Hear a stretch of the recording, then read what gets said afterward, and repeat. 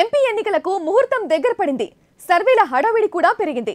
స్వతంత్ర సర్వేల పేరుతో కొందరు, తమ పార్టీ సర్వే అంటూ కొందరు అంకెలు గుప్పిస్తున్నారు.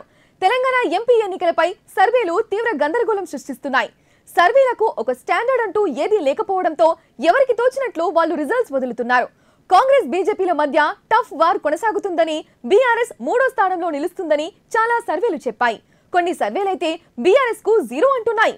కేసీఆర్ గ్రాఫ్ మట్టి కనిపించిందని, కారు ఇక షెడ్డుకే అని అంటున్నాయి. అయితే అసెంబ్లీ ఎన్నికల్లో 39 సీట్లు, దాదాపు కాంగ్రెస్ కు సమానంగా ఓట్లు సాధించిన బీఆర్ఎస్ ను అంత తేలిగ్గా తీసిపారేయొద్దనే వాదన కూడా వినిపిస్తోంది. గులాబీ జెండాకు ఈసారి కొన్ని సీట్లు తగ్గినా 0 రిజల్ట్ రాదనంటున్నారు.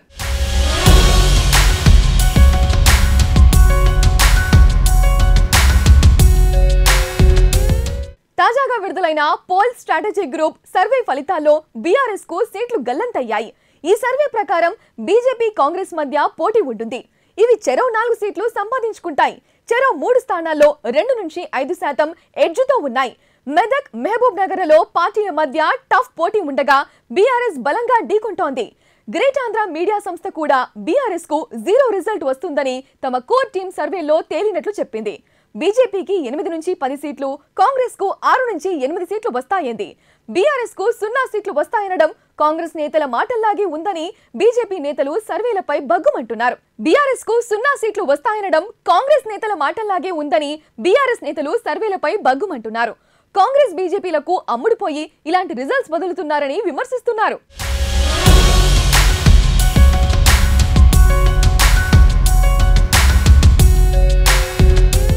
సర్వేల వెనుక ఎవరున్నా కొన్ని సీట్ల విషయంలో మాత్రం ఫలితాలు ఇంచుమించు ఒకలాగే ఉన్నట్లు కనిపిస్తోంది.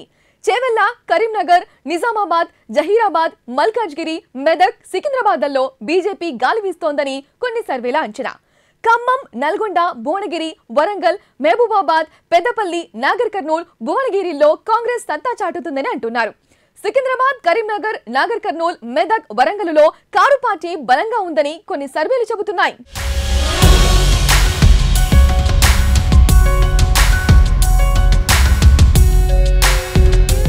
ప్రీపోల్ సర్వేల్లో చాలా వరకు పక్షపాతం చూపించినవే. 5,000 మందిని సర్వే చేశామని చెప్పినా అవి వాస్తవానికి అద్దం పట్టేవి కావు.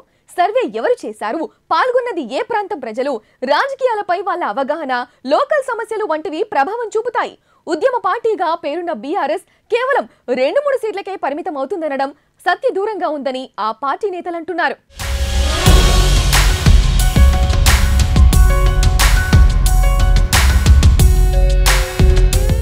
అసెంబ్లీ ఎన్నికల తర్వాత తాము బలం పుంజుకుంటామని బీఆర్ఎస్ లీడర్లు చెబుతున్నారు.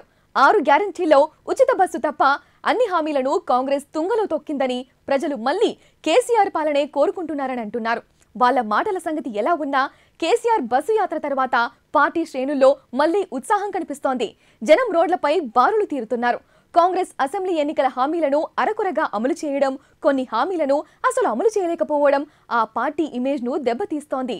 బీఆర్ఎస్ మళ్లీ పుంజుకోవడానికి ఇదే ప్రధాన కారణమన్న చర్చ జరుగుతోంది.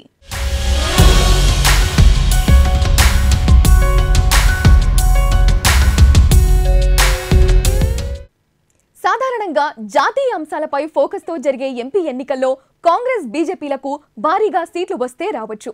అయితే బీఆర్ఎస్ కు 1 సీటు కూడా రాదని సర్వేలు చెప్పడంలో రీజన్ లేదనే చర్చ జరుగుతోంది.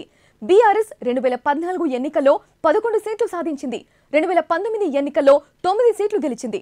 మొన్నటి అసెంబ్లీ ఎన్నికల్లో 37% పైగా ఓట్లు సాధించింది. ఈ లెక్కలో పార్టీ ప్రస్తుత పరిస్థితి నేపథ్యంలో 0 అంచనా నిజమవుతుందో లేదో తెలియాలంటే జూన్ 4 వరకు వేచి చూడాల్సిందే.